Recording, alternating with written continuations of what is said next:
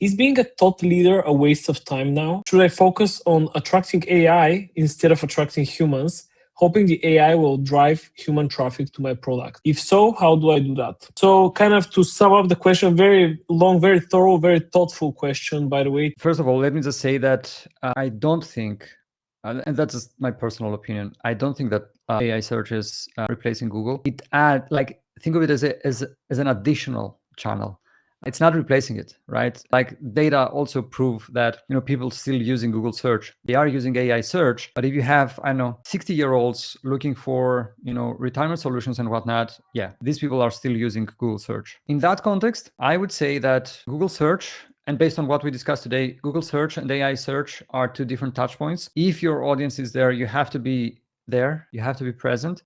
If you think that my kind of audience lives more on Google search or AI search and whatnot, then you need to invest further in this channel. I would say that both of them are important.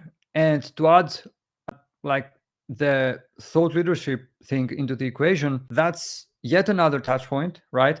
And so I would say that you should just, to simplify this, you should just think of these things as merely touch points, nothing more. You leave as many trails as possible, and you just try to make people's journey as easy as possible, right? There's no guarantee that people, seeing you on AI search or LinkedIn, then they will take the next step, which is to sign up for your product and whatnot.